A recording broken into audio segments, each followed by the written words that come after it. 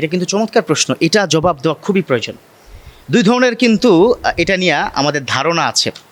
একটা কি ধারণা এরকম যে প্রভাব পড়ে, আরেকটা ধারণা হচ্ছে না প্রভাব পড়ে না।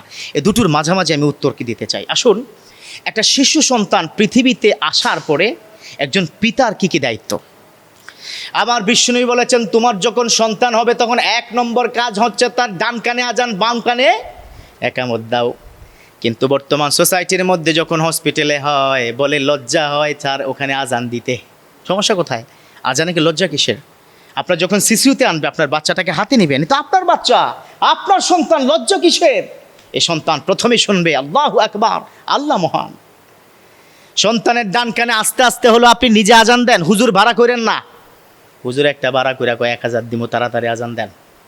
আজানও পারে না, কি অবস্থা কি দেশের? এটা করা যাবে না। 1 নম্বর কাজ কি? আজান দাও। 2 নম্বর কাজ হলো তার একটা সুন্দর নাম রেখো এবং সাথে আকিকাটাও দাও। কারণ আকিকাটা তার উপরে কতটা প্রভাব ফেলবে বা ফেলবে না এটা একটু শুনুন। বিশ্বনবীর সাহাবা জিজ্ঞাসা করলেন, হুজুর আমি তো অনেক গরিব, how it possible to do the আকিকা, কীভাবে সম্ভব? আমি তো আদায় করতে পারছি না আকিকা দেওয়া। বিষ্ণু বললেন, তুমি কেন আকিকা দিবা? 2টা কারণে। 1 নম্বর কারণ হলো তোমাকে শুকরিয়া জ্ঞাপন করতে হবে। আল্লাহ তোমাকে সন্তান দিয়েছে, তার শুকরিয়া জ্ঞাপন স্বরূপ তুমি আকিকাটা দাও।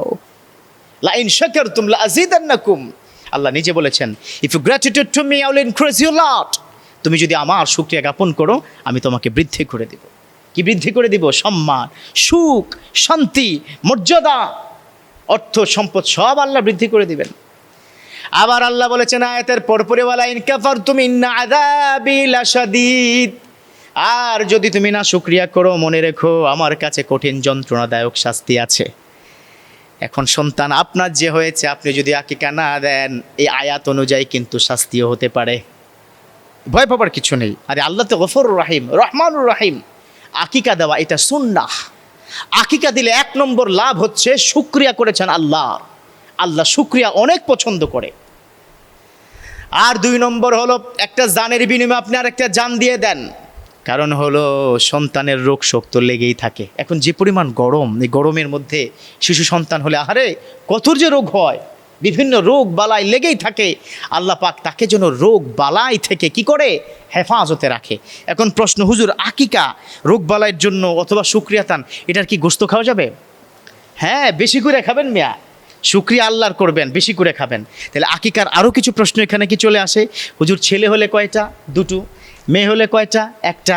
হুজুর টাকা নাই কি করব? অপেক্ষা করেন। প্রথম নিয়ম হচ্ছে 7 দিনে দেওয়া। ইমাম হাসান হোসাইনের আকিকা আমার বিশ্বনবী 7 দিনের মধ্যে দিয়েছেন, এই জন্য 7 দিনের মধ্যে দেওয়াই হচ্ছে সবচেয়ে উত্তম। 7-এ পারেন নাই 14-তে দেন, 14-তে পারেন নাই সর্বশেষ 21 দিনের মধ্যে যদি করেন আপনার সুন্নাহটা আদায় হয়ে যাবে। আর যদি সেটাও না পারেন গোটা জীবনে যখন পারবেন তখন আপনি দিয়ে দেন। এখন প্রশ্ন, আমার বাপে তো কি মারা গেছে, আমি আকিকা দেই নাই, আম্মা কইছে তোমার নামে দেওয়া হয় নাই। এখন নিজের আকিকা কি দেওয়া যাবে? ডেফিনেটলি দেওয়া যাবে, নিজের আকিকা আপনি কি দিতে পারবেন। এখন আসুন, হুজুর টাকা নাই, সামনে কোরবানি, কোরবানি না সামনে, কোরবানির জন্য কি গরু টরু কি কিনেছেন নাকি আপনারা? এখনও শুরু করেন নাই, তাই না? মাশাআল্লাহ, কোরবানি সামনে। এই কোরবানির মধ্যে আপনি যেটা করতে পারেন, ইমাম আবু হানিফা রাহমাহুল্লাহ বলেছে, those people are not avail, যার অ্যাবিলিটি নাই আলাদা করে 2টো পশু কিনে 20,000 টাকা দিয়ে 2টো বকরি দেওয়া, যার অ্যাবিলিটি নাই, তিনি চাইলে কোরবানির গরুর সাথে এক ছেলের জন্য 2 ভাগ, মেয়ের জন্য 1 ভাগ দেওয়া জায়েজ আছে, জায়েজ আছে, কিন্তু সুন্নাহ না, সুন্নাহ না, দেওয়া জায়েজ আছে, আকিকা হয়ে যাবে। তাহলে যিনি প্রশ্ন করেছেন যে আকিকা যদি না দেওয়া হয় কোনো প্রভাব পড়ে কিনা, প্রশ্নের উত্তর কি পেয়ে গেছেন? এর একটা উত্তর পেয়েছি, শুকরিয়া যদি না করেন তাহলে সামান্যতম শাস্তি হলে আপনার উপরে আসবে। আর জানের বিনিময়ে যদি জান আপনি না দেন তার উপর রোগবালাই হতে পারে।